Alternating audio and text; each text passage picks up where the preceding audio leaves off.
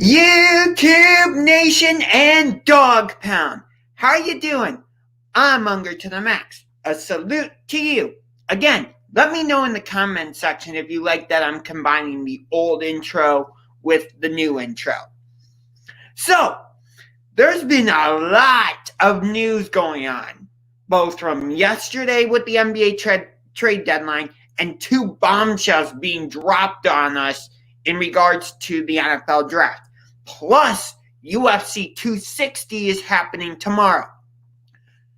And WrestleMania is coming up on April 10th and 11th. So with all of that happening, I felt like there was no better time for me to come on and do a live episode of the SportsRoom talk show.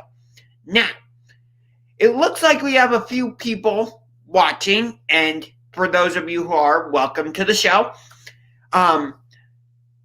If we get more people in here and interacting in the chat, I will post the link for you to click on, and it will take you backstage, and I will let you on, and you can react to whatever it is I'm saying. You can ask me a question. If you disagree with something I said, feel free to say that. Just do it in a respectful way. We try to keep it clean. As does my Baltimore Ravens fan, Ingraven Bids, which I say the Ravens are the Browns' biggest rivals. But that's a different discussion for a different day. Anyway, so let's start with the bombshells, shall we? So, the Miami Dolphins got the number 3 pick because of the trade they made with the Houston Texans. I think that, if I remember correctly, that was the Laramie Tunsil trade, which netted them the number 3 overall pick. I bet the Texans are kicking themselves. But then again, the Houston Texans are kicking themselves for a lot right now. You know, like trading DeAndre Hopkins, not trading Deshaun Watson, hiring Bill O'Brien as their head coach, making Bill O'Brien the general manager. I could go on and on. There's a lot that the Texans could be kicking themselves for. But the Dolphins no longer have the number 3 overall pick. That's because they traded it to the San Francisco 49ers. And I will pull up the details of it for you. So, according to Adam Schefter, the Dolphins are trading the number 3 overall pick to the San Francisco 49ers for the number 12 overall pick, a 2021 third-round pick, San Francisco's compensation pick for Robert Saleh being hired in New York with the Jets, and a first-round pick in 2022 and 2023.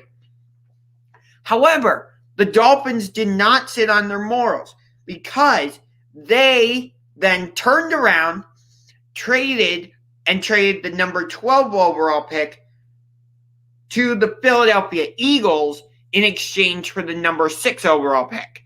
Miami also trades the 123rd overall pick to Philadelphia. So here we go. Philadelphia trades the number 6 and the number 156 overall picks to Miami for the number 12 overall pick and the 123rd overall pick, as well as a 2022 first rounder. So, first of all, that's a lot to digest. I know. So, I'm going to try and break this down as best as I can and try and make it as simple as I can. So, clearly, Kyle Shanahan has targeted somebody. Happy Passover to you as well. Clearly, Kyle Shanahan is trying to redeem himself for A, 28-3 with the Atlanta Falcons, and B, Super Bowl 54 against the Kansas City Chiefs. I think, to me, that's partially what this move signals, is that he believes that he needs to redeem himself for those 2 screw-ups. And I get it. I've heard the evidence that says Kyle Shanahan wasn't the reason San Francisco lost. I get it. I hear the criticism. I do, but I couldn't disagree more. If San Francisco had stuck with running the ball, Kansas City doesn't get as many opportunities to go out on the field and score. And if that happens, how are you doing, George Mallahan? Welcome to the show. Beard growing in, yeah, I am nicely growing in a beard. I kind of feel like it's a NHL player in getting ready for the Stanley Cup playoffs. How are you doing, Malachi Fisher? Steelers fan. I want to know, how do you feel about your Steelers for this upcoming season? Are you excited? Are you nervous? How do you feel about your Steelers? LOL, growing the old playoff beards. Yeah, like Joe Thornton did in the 2016 Stanley Cup playoffs when the Sharks made it all the way to the Stanley Cup final, where they lost to the Pittsburgh Penguins. Shakeback Sports, how are you doing, buddy? So it seems like we got a fair amount of people in the chat. So here's what I'm going to do. I am going to post the link. I'm going to post the link in the chat. If you click on that chat, it will take you backstage, and I will let you come on the show. So if you want to discuss UFC 260, if you want to discuss anything from the NBA trade deadline, if you want to talk about the Miami Dolphins trades, or if there's a different sports topic that you want to discuss, feel free to click on the link and come backstage. I will let you on the show. We can have a fun conversation. Again, just try and keep it clean and keep it respectful. That's all I'm asking. Cool? Give me a thumbs up or write cool in the chat if you understand what I'm saying. So the link is in the chat. So if you are watching and you want to come on the show, click it. It will take you backstage, and we'll go from there.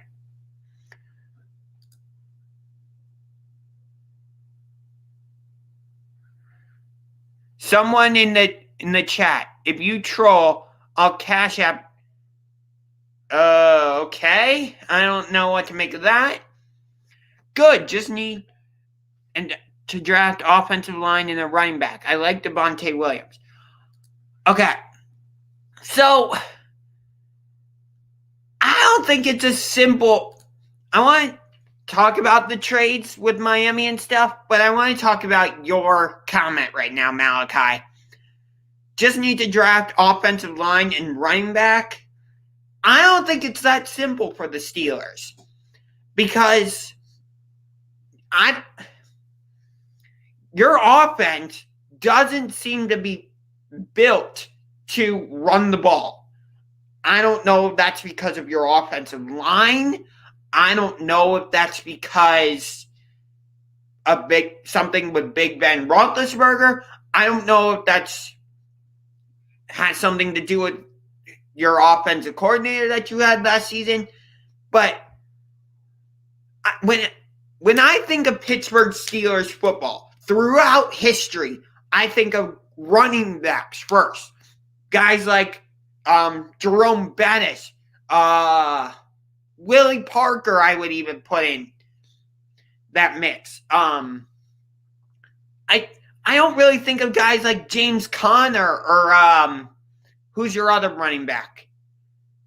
I don't think of, just straight up, I don't think of James Conner. I think of, big bruisers like a Willie Parker, like the bus, Jerome Bettis. That's what I'm trying to say.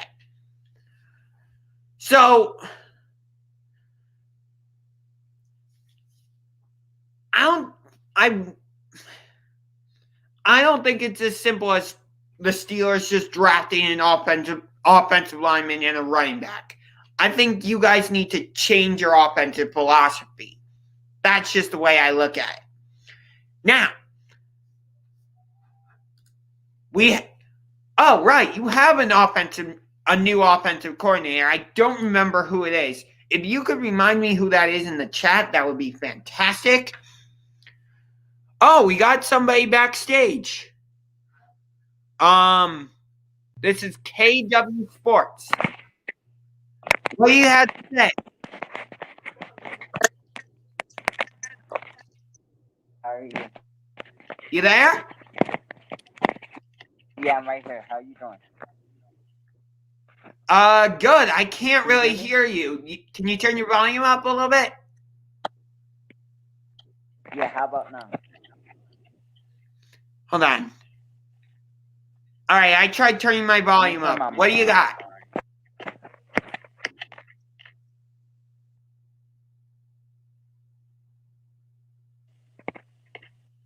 All right, I think I can hear you a little bit better now. So, what's on your mind?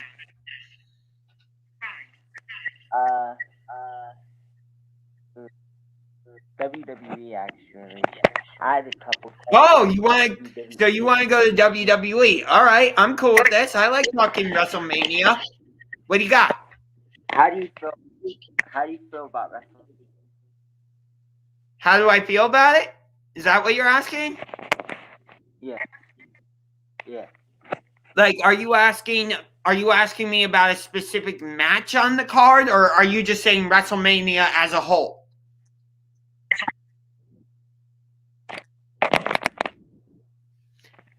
You're going in and out. Okay, well, that didn't work. But he was asked, I think what he was trying to ask me is, what do I think of WrestleMania as a whole? The whole card hasn't been announced yet, but some of the matches that have been announced are interesting. Like, The Miz is facing Bad Bunny. What? I thought that WWE was going to make that a tag team match between Bad Bunny and Damian Priest against The Miz and John Morrison. That way, Damian Priest could get the spotlight at WrestleMania and kind of get a bigger push as a result of being teamed up with Bad Bunny. However, I guess the WWE thinks Bad Bunny can hold his own in the ring against the Miz, who, by the way, is originally from here in Cleveland. I bet you didn't know that. So that seems like an okay match. Shane McMahon versus Braun Strowman at WrestleMania. No. This is a horrible, horrible feud. It's so stupid. And I kind of said that intentionally because the whole feud is built on Shane McMahon calling Braun Strowman stupid. And I get it. Not everything that WWE is doing is made for fans like myself. I get that, but it's just, I'm going to have to say no for Braun Strowman against Shane McMahon.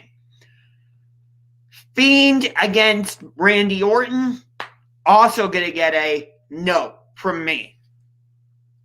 It's just, the story's been going on for too long. No, I just don't like it. I'm fine with Randy Orton having a feud at WrestleMania, or having a match at WrestleMania. He needs to be there. He's one of the best superstars in WWE. But I just don't like how long this story has just been going on for too long, and I don't get what the premise of the story is or anything like that. It's too confusing. I wanted to see Randy Orton in a proper WrestleMania feud. Like, maybe he could have been in a feud with somebody like Ricochet. I don't get why Ricochet's just sitting in the back with the 24/7 people. Ricochet is so much better than that. Like, he has amazing moves like the Starship Press that he uses, or I think it's called the Recoil, where he jumps up, grabs his opponent's head, and it looks like he's almost in like a cannonball type thing.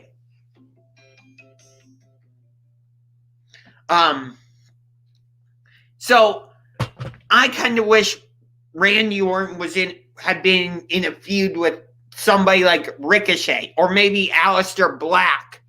I don't know what happened to him. Rhea Ripley against Asuka for the Raw Women's Championship.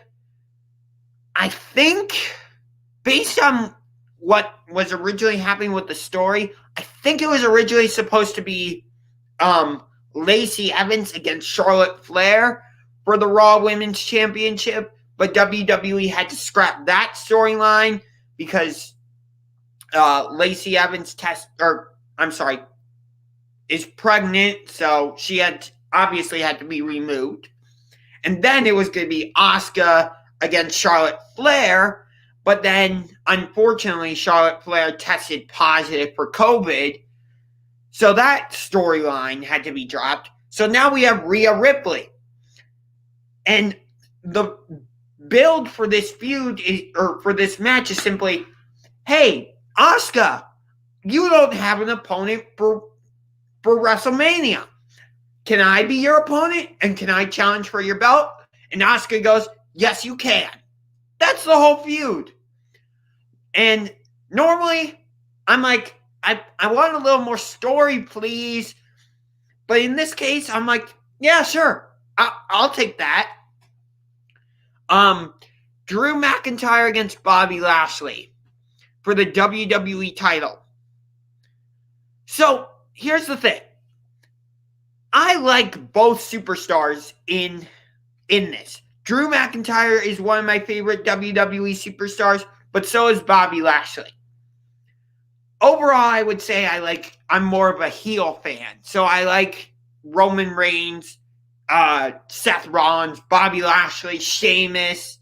It's not that I don't like the baby faces, because I like Cesaro, Drew McIntyre. Riddle doesn't do anything for me. He's too much of an idiot character. I just don't like that. I like Rhea Ripley. So I like both, but I would say I'm more of a fan of the heels.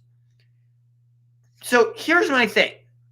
They're most likely, WWE is going to put the title back on Drew at WrestleMania, since he didn't get to win the title in front of a live audience last year at WrestleMania as a result of the global bastard known as COVID-19. So, on one hand, I'm like, yeah, that's great. Let Drew have, the crowning achievement. But on the other hand, I'm like, no, don't do that. Let Bobby Lashley have a long title reign where he can feud with Drew McIntyre and win that feud, and then have him feud with someone else. And maybe you have Drew McIntyre win the Money in the Bank briefcase and cash it on Bobby Lashley later. I don't know. Something like that. I'm not going to go through every single WrestleMania match. I'm just going to go through the ones Actually, let's just do that. So then we have AJ Styles against Omos, AJ Styles and Omos challenging the New Day for the Raw Tag Team titles. Again, this feud doesn't really do anything for me. I want to enjoy it. I'm a fan of AJ Styles, but nah. This is a no for me. Oh, I forgot. Bobby Lashley against Drew gets a thumbs up. Cesaro against Seth Rollins, double thumbs up. Double. If the WWE books it right, Cesaro against Seth Rollins could be the best match of WrestleMania. I'm not kidding. If the WWE books this right, Cesaro against Seth Rollins will be the best match of WrestleMania. Okay, so here's my thing. This is probably going to be the last WrestleMania match I talk about, and then I'll move back to the NFL. Cesaro has been a good babyface, but I'm a little confused about him right now. I'd like a little more clarity. And then with Seth Rollins, Seth is...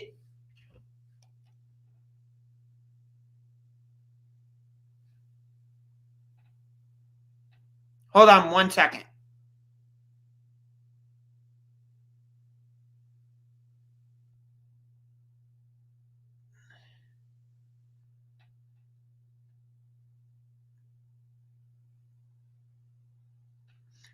I like Seth Rollins as both a babyface and a heel, so I'm enjoying him as a heel right now. I just don't like this character. I want to enjoy it. That's the thing. I want to enjoy Seth Rollins. Like, I want to be able to cheer him and all that, but I'm just... This Monday Night Messiah, SmackDown Savior character, I'm going to say no. But the feud itself, yes. Okay, so that's it for WWE. Again, if you are watching live and you want to come backstage, click the link. I posted it in the chat. And come on and give your thoughts. Although, make sure I can actually hear you, because KSW, I couldn't understand a word you were saying. Your Wi-Fi was not good.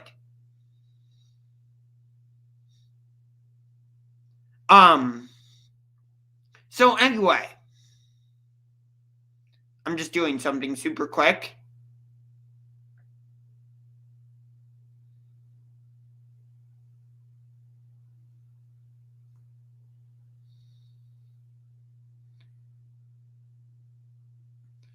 Okay, so again, the Dolphins got the number 3 pick from the Houston Texans as a result of the Laramie Tunsil trade.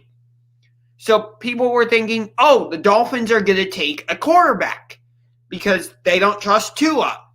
Well, that's clearly not going to happen because they traded the number 3 pick to the San Francisco 49ers. So that clearly signals that they don't believe in Jimmy Garoppolo. And as I said earlier, I think the other reason the 49ers did this, in addition to the fact that they don't believe in Jimmy Garoppolo, is that Kyle Shanahan wants to make up for Super Bowl 51, aka 28-3, and Super Bowl 54, when he just went away from the run game for absolutely no reason whatsoever. There was no need to go away from the run game. It was working. Your defense was playing fantastic.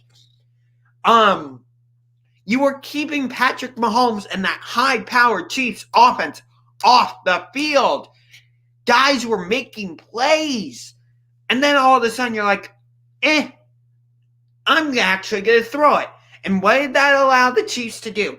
It allowed Kansas City to get right back on the field because your offense would stall. It would put your tired defense back out on the field, and Kansas City took advantage. I actually purchased Super Bowl 54 Champions film again, but it's not because I'm a Kansas City Chiefs fan, because I'm not, although I don't dislike the Chiefs. Actually, I'm not sure how to feel about the Chiefs. Because I have a little bit of a vendetta towards them now as a result of what happened in the AFC divisional round. And we play them this upcoming season in Kansas City. So KC Sports Report, you know what that means. You and I are doing another video collaboration. It's on, buddy boy. Wow. It's on, buddy boy. Engraven Bids, you and I are also going to be doing another video collaboration. Wow. Jazzy TV, Cincinnati Bengals, video collaboration. Wha-pow! Steel Twins and Just Blaze 412, when the Browns play the Steelers, video collaboration. Wha-pow! When the Browns play the Raiders, Samoan Raider and Spotlight Raiders talk. We're doing a video collaboration. Wha-pow!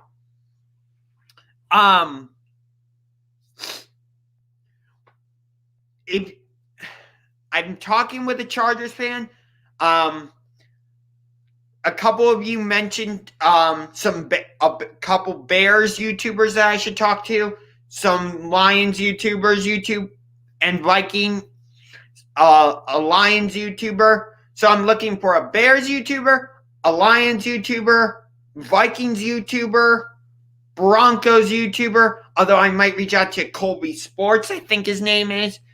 And I believe we're also going to be playing the Arizona Cardinals. So I think his name's AZ Sports Report. I'm going to be reaching out to you so that we can do a video collaboration. Wha-pow! And speaking of wha-pow, UFC 260 is this weekend.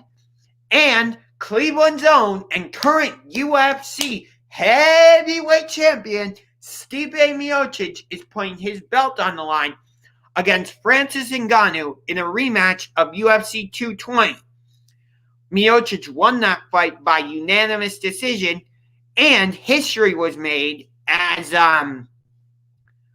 Stipe set the record for the most consecutive title defenses in UFC heavyweight history with 3. Thanks again, Shakeback Sports. I appreciate that.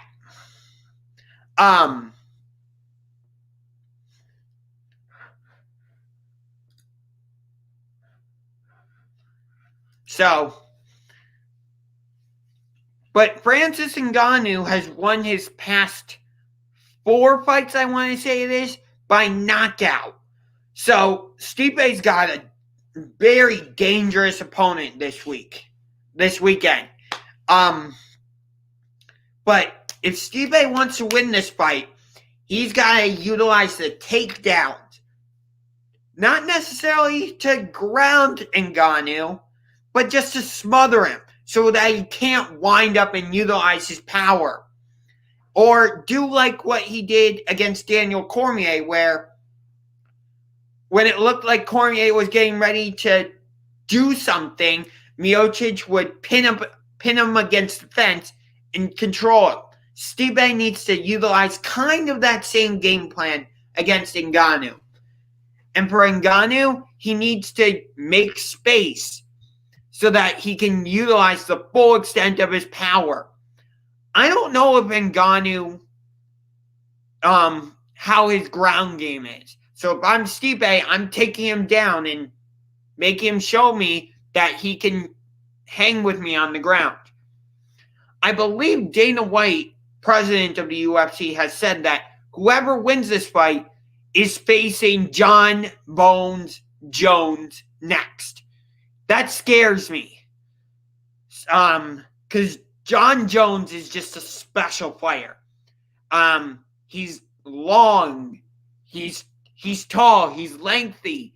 He uses really weird strikes. Like he can use an elbow like that. He'll use strange looking kicks. He's good at getting out of takedowns. But I don't want to look ahead.